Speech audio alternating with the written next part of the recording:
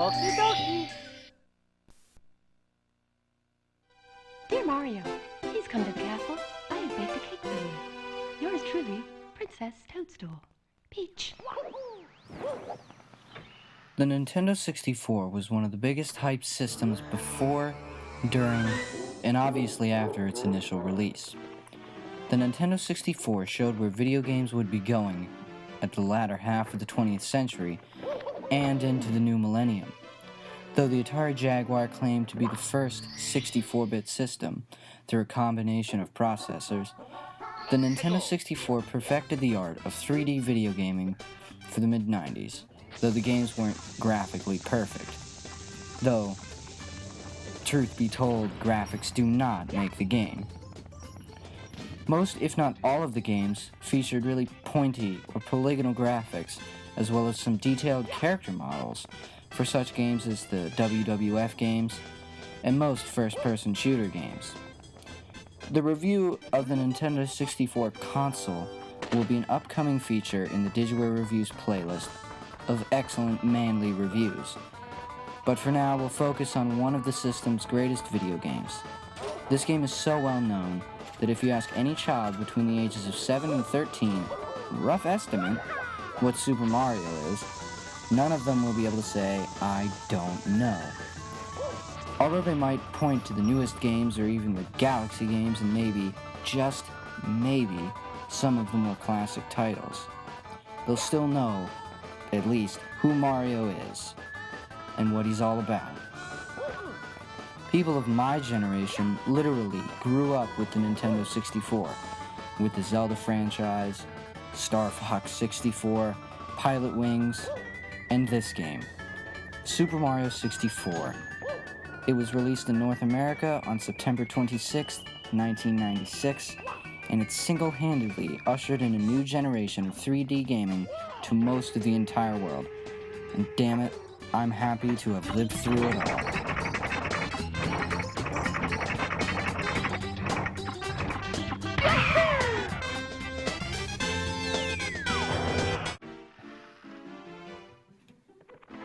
Super Mario 64 features open-world playability, which was fairly new to video games except for most of the RPGs on some of the systems in the late 80s and early 90s. Super Mario 64 isn't considered an RPG, though it still retains elements of the genre. It's odd to consider a Mario game an RPG except for, obviously, Super Mario RPG Legend of the Seven Stars. Super Mario 64 has many sprawling levels that connect with one central theme. It is based in an open-world setting. The game is mostly contained within the walls and inner workings of Peach's castle, and there's a collecting system in place to defeat Bowser and rescue the princess.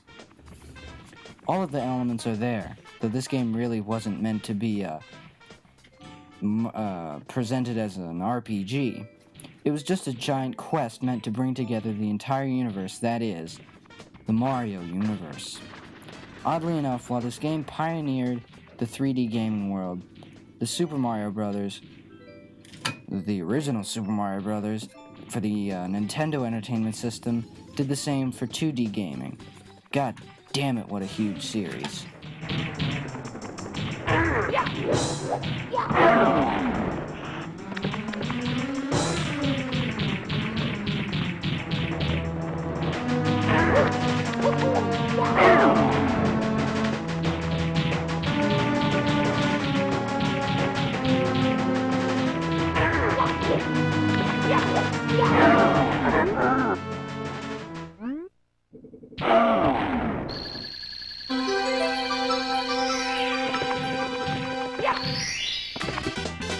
Here we go! The story of Super Mario 64 goes as follows. Mario has been invited to Princess Peach's castle to enjoy some cake, though it was actually a lie.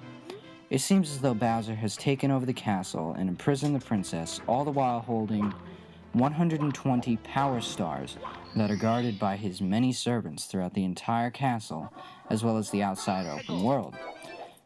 Many of the paintings in the castle are portals to separate worlds in which a series of levels contain their own separate power star. After capturing enough stars, Mario can unlock doors that lead to separate areas such as boss battles with Bowser. Some of the separate areas include, oh god, that sunken ship level, obviously the first one with the bombs, and we have to race that one like Koopa Troopa. And then there's the lava levels. That level, I don't even know how to categorize it. It seems to be like it's like a dark area. It's just like a bunch of geometric shapes. Anyways. Be aware, this is a spoiler.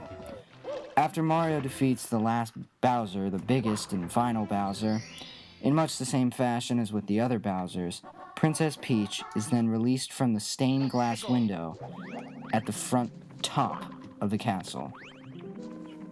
The princess gives Mario a kiss and bakes him that cake that was originally promised to him. And there the game ends. Although it's a rather simple ending, it really struck home to us at DigiwareReviews. At this ending to Super Mario is one of our favorite endings. A tear comes to my eye.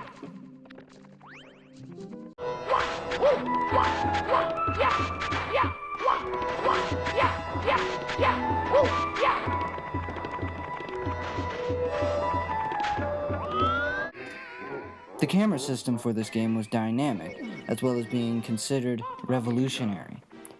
Instead of staying behind Mario, the camera rotates to show the path that lies in front of him, as well as rendering a wide area around him, like the background, the sky, and many mountains in the distance. We at Digiware Software are in no position to claim that Super Mario 64 is the most innovative, creative, and revolutionary game on the N64, and maybe on any system ever. But at least you all know what we think about this wonderful and fucking awesome Nintendo 64 classic. This, of course, was Super Mario 64 for the Nintendo 64, and it may just be the best game ever made. At least in our opinion, that is.